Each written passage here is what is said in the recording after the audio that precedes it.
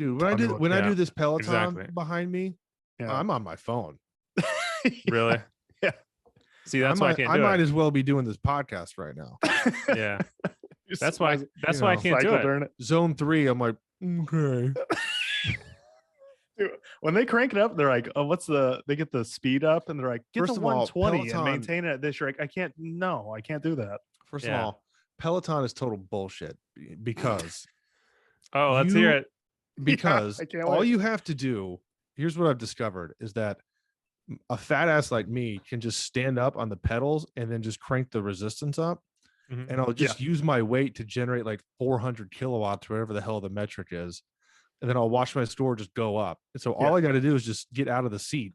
Yeah, but Jim, it's all about the resistance for the wattage, like the scoring system. The scoring system's bullshit. Yeah. Also, I'm sorry, but there's people who do like recovery classes and will try to max out the entire 10 minutes on a recovery class just to get into the top 10. And I literally hate these people because these are the same people that used to sprint through warm-ups and swim practice. Can we just talk about that? Hated that. Nothing worse than that. Look at my entire college career. When kicking on your feet and be like, you're not going to balls out during an intentional recovery or warm-up. I hate you. Like I literally hate you. That used to drive me insane. There is nothing worse than that. Because you're trying to take advantage of this opportunity where your perceived competition is not trying as hard. So you can like move up your own little ranking system against humanity. It's purely to look good. Like never speak to me.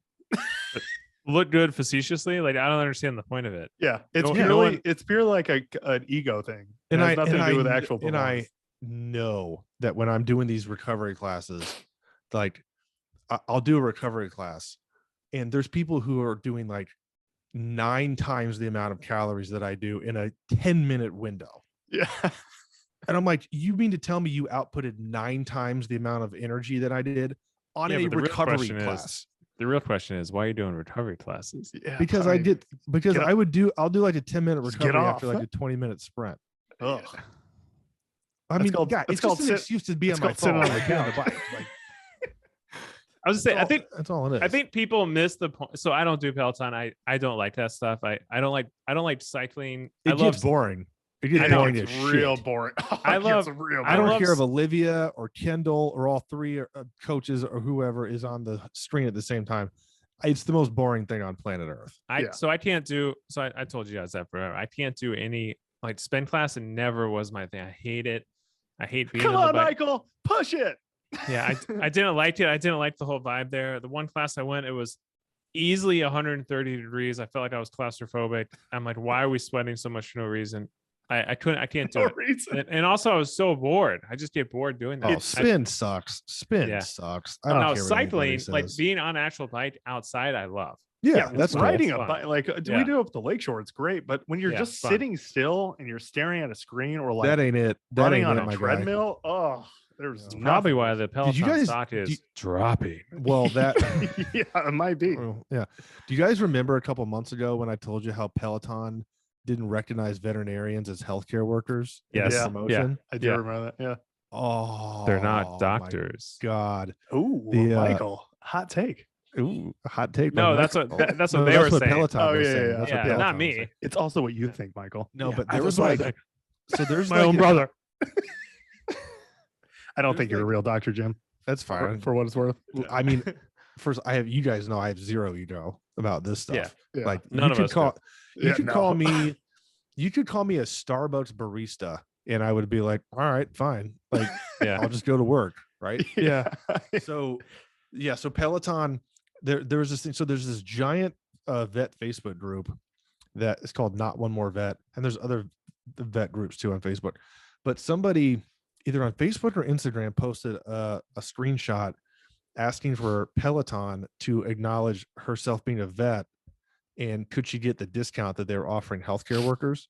Mm-hmm. And then somebody from Peloton was like, no, we're just offering it to human physicians. And they phrased it as like, we define a healthcare worker as like somebody who draws blood and like does some other like medical stuff that you would consider part of the job.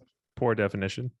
Well, yes, but this person like posted this, and there was this huge outrage amongst the veterinary community.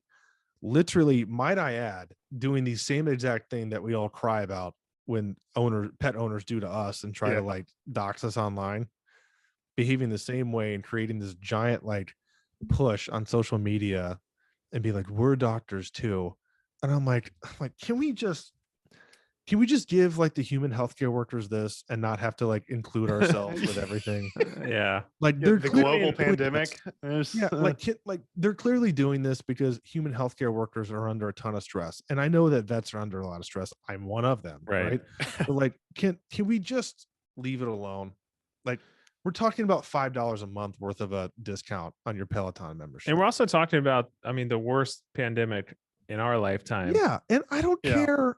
That vets didn't have to really see the front end of that. Of course not. Every day. I mean, that's like, why they're doing it. We're vets. Like we're not in the ICU dealing with COVID patients. With visit patients. Foreign country with like, end stage or whatever COVID. Yeah, I think they missed the mark on why they were doing the discount. It's for like some sort of Peloton.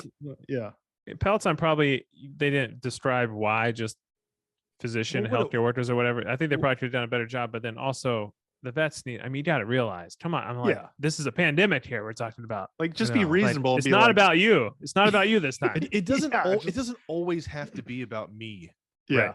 Well, it does, can be about. Well, I mean, me. It was always about me. Yeah. But it can be about. Just let it be. Like just it doesn't. You don't have to like have everything that you want. Yeah. They probably don't even.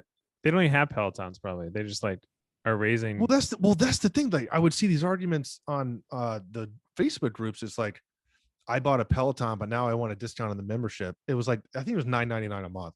So you mean to tell me you paid $2,400 for a Peloton and now you're this upset because they won't give you $10 off a month on your membership for the Peloton? Yeah, I don't understand. Like, oh my God.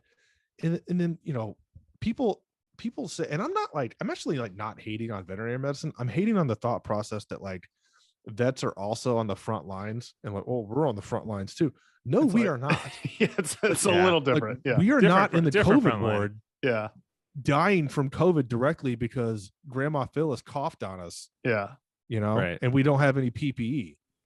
Now I'm sure vets, obviously everybody was affected by the pandemic, including vets. But not to and the the vet industry is like really suffering for a lot of reasons. Right. But not to the same degree. We can differentiate between what we do and the struggles that we have, and somebody working with COVID patients literally by their bed as they're dying.